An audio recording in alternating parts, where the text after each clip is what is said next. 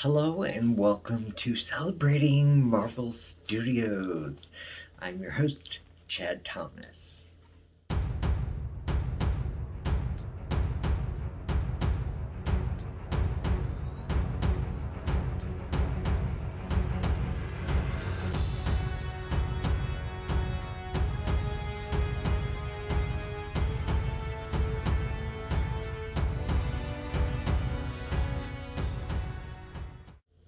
I was hoping to get a review of episode 4 of WandaVision up a little sooner than this, but time restraints, things like that, and I've become obsessed with episode 4.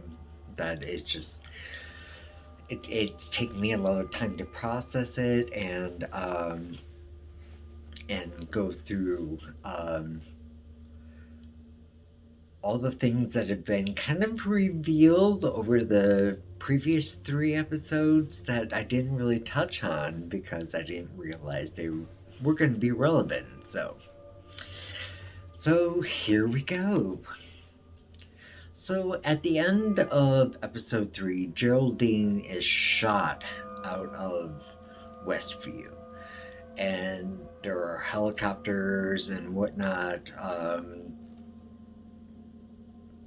spotlighting her and things like that. We don't know what happened, aside the fact that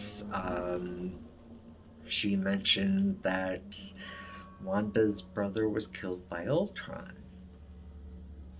So we don't know quite yet what exactly happened.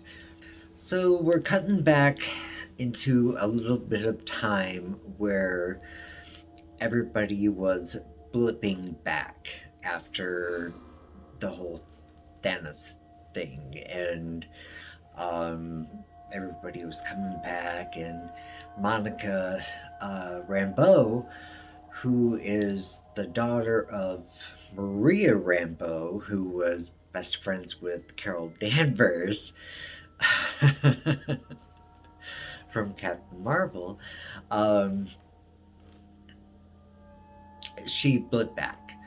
And when she did, she found out that her mother had died of cancer in the interim that she was blipped away. So she's pretty upset about that. But then she goes to the organization that her mother founded called SWORD, which is kind of taken place of S.H.I.E.L.D. And she decides that, she wants to get her foot back in there and, continue to do her mother's good work. So there is something funky going on, and it is taking SWORD and the FBI to investigate this thing. So Monica goes out and meets up with the FBI agent Jimmy Woo, which we should know from Ant-Man and the Wasp. And they start kind of trying to piece things together. Well, it turns out the town of Westview was actually formerly named Eastview. Kind of crazy. So they decide that they're going to send a drone in to see if they can record anything that is happening within the atmosphere of this realm. And the drone disappears, and they don't get any sort of readings from it at all whatsoever. And Agent Woo, kind of says to Monica, and he's like, there's a sense of energy here. Can you feel it? And she's like, yeah, So she steps a little bit closer, kind of reaches her hand out, and her fingers kind of penetrate the atmospheric defense. And so Agent Wu is like, no, you need to be careful. You've got to, back off. And then Monica sticks her hand in as she gets sucked totally in. So then we have Dr. Darcy Lewis, as you should know from the first two Thor movies. She has a team that's been brought in to investigate the situation, and she finds a way that she can look inside Westview uh, via old technology. Which kind of makes sense considering that what's going on in Westview is older sitcom type things. So then Sword decides to send a man down through the sewer pipes. And they're thinking that, this atmospheric bubble doesn't penetrate underground. It's just on the surface only. So they, think they're being clever. So they send him down there, and it turns out that there is a boundary that is down there. So Dr. Darcy Lewis has done a lot of research and watching episodes that have been protruding from this energy field, and she's piecing together that the supporting characters in the sitcoms are actually residents of Eastview that are being thrown into these sitcom situations of Westview. With an exception with Agatha. So the team outside decides to try to hit a frequency that is similar to what's inside the field and what they have. And it's basically kind of like radio transmissions. And so Agent Wu gets on there and it's like, Wanda, can you hear me, Wanda? Which on the other side is when Wanda was trying to make amends with Dottie, and the radio kind of fritzed out and blew up, and the glass in Dottie's hand shattered and causing her to bleed actual red blood in a world that is black and white. So the man that Sword put down into the sewer lines to come up through Westview emerges through a manhole.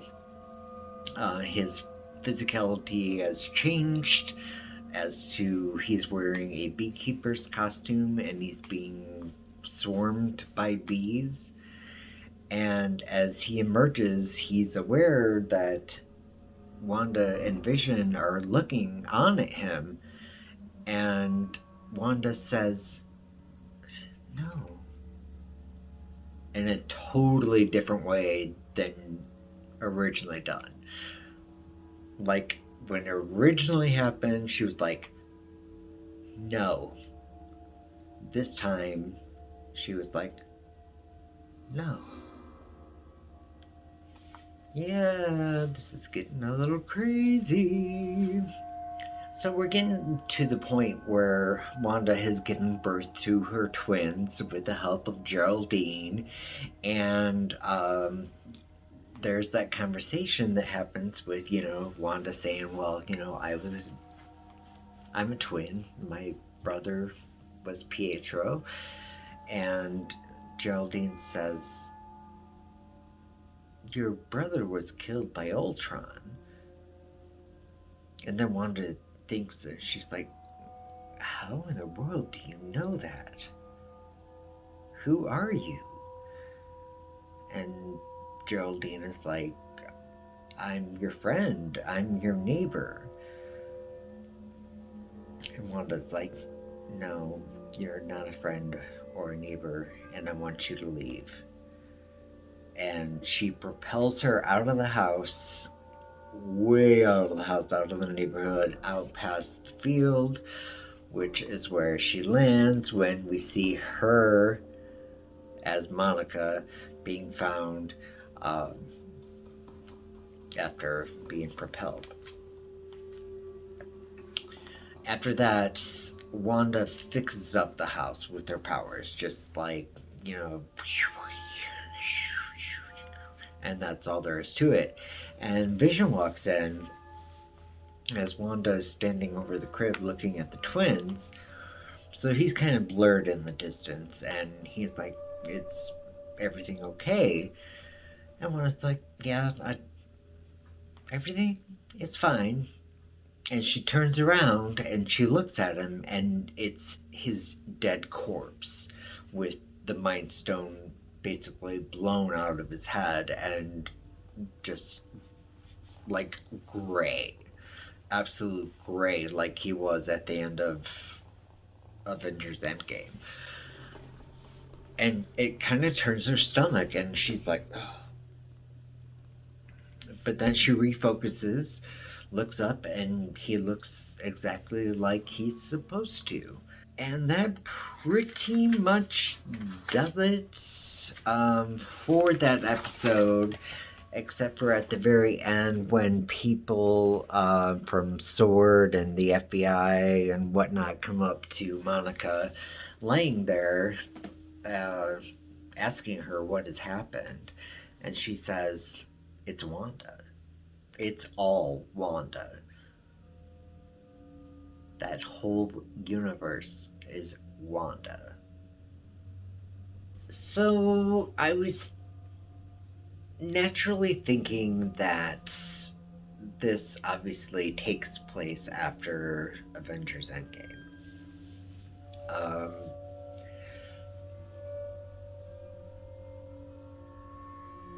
At some points, it made me think it was kind of happening during the interim where I think between Civil War and Infinity War, where they were essentially established as a couple. So I thought that was a possibility too. But it's clear that Wanda is manipulating Vision's dead corpse, faked her own pregnancy and her children, and has created this world where she wants to be absolutely happy.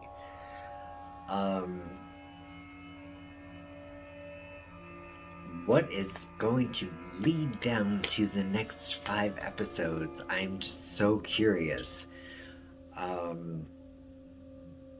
Does she somehow bring back Pietro?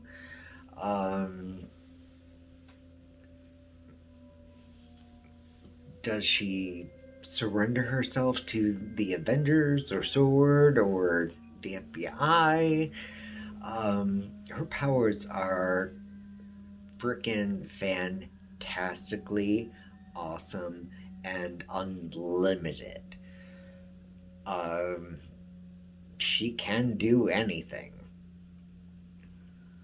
So, I kind of really don't like to see her take this sort of evil road, just because she's been one of my favorite characters in the MCU thus far. She doesn't have a very stable presence in the comics either, so I guess, you know, it's par for the course. I'm dying for the next episode. I've watched episode 4 like 5 times. I can't get enough of it. Like the shocks, the surprises, I just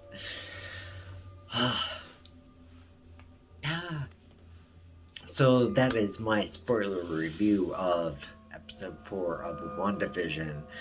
I will try to get my spoiler review of episode 5 a little bit sooner than what I've been doing, because most people have already heard the spoilers by now. So my video doesn't really have much relevance except for those who subscribe to me and nobody else. So Thank you so much for watching. The show has been such a tremendous delight. I'm so happy that it's turned out so well, especially for the small screen. Um, so yeah, thank you once again for watching. Don't forget to hit like, subscribe, comment during the video. As if you ever find out, like if I'm saying something that's totally off the wall, start commenting. Um, we read all the comments and we respond whenever we can. Um, and if you feel free to share this video with some of your friends. We appreciate it a lot. We do a lot of hard work to make you guys happy, which makes us happy. Love and light to you all.